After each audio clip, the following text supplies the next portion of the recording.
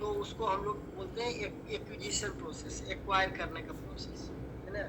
तो लाइब्रेरी में जो एक्विजिशन प्रोसेस होता है, किसी भी डॉक्यूमेंट को हम लोग जो लाइब्रेरी में आता है ना, ब्राउन आवाज आ रहा तो था। या तो हम लोग परचेज करते हैं, या फिर क्या करते हैं, कोई गिफ्ट दे देता है। लाइब्रेरी में कुछ लोग गिफ्ट दे देते हैं, लाइब्रेरी को डोनेट कर देते हैं, है ना।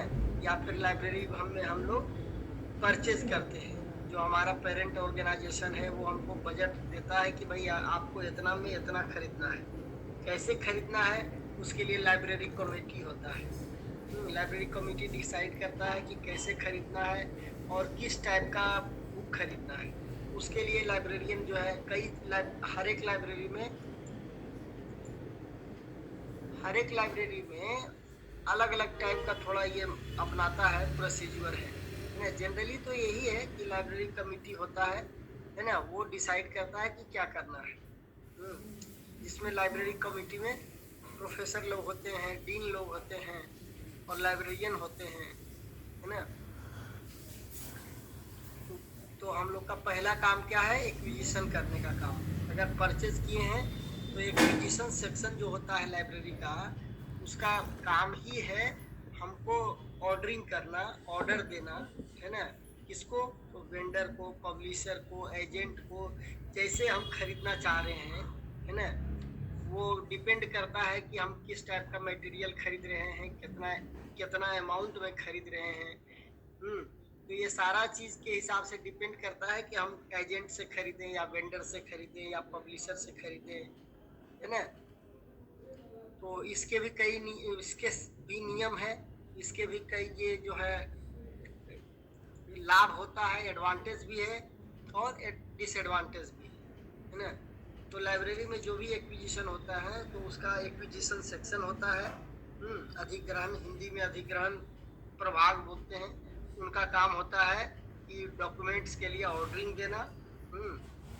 ऑर्डर देने के बाद हमारा जो टर्म्स एंड कंडीशन जो रखे हैं एजेंट के पास, सप्लायर के पास, जो पब्लिशर है, जो भी डिस्ट्रीब्यूटर है, जिससे भी हम खरीद रहे हैं, तो टर्म्स एंड कंडीशन रखते हैं कि इतना टर्म्स एंड कंडीशन पर जो है आपको सप्लाई करना है ना।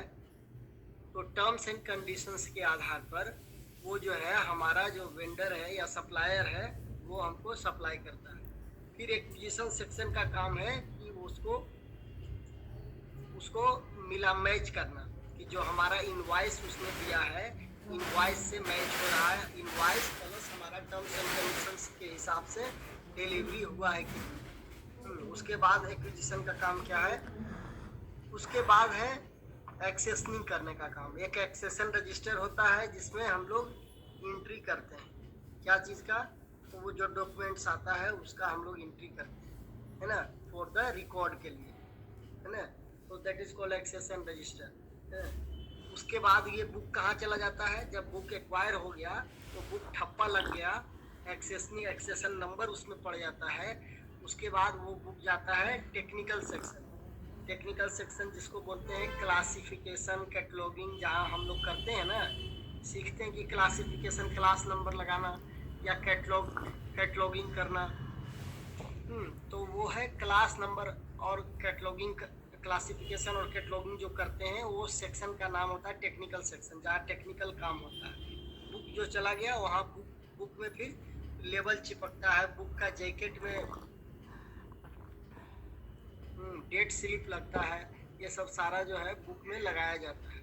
उसके बाद बुक का क्लास नंबर या क्लास नंबर और कॉल नंबर डाला जाता है बुक में। जो डीडीसी है, आप लोग पढ़ाई होगा कि डीडीसी है, डीडीसी देख करके हम लोग क्या करते हैं, क्लास नंबर लगाते हैं।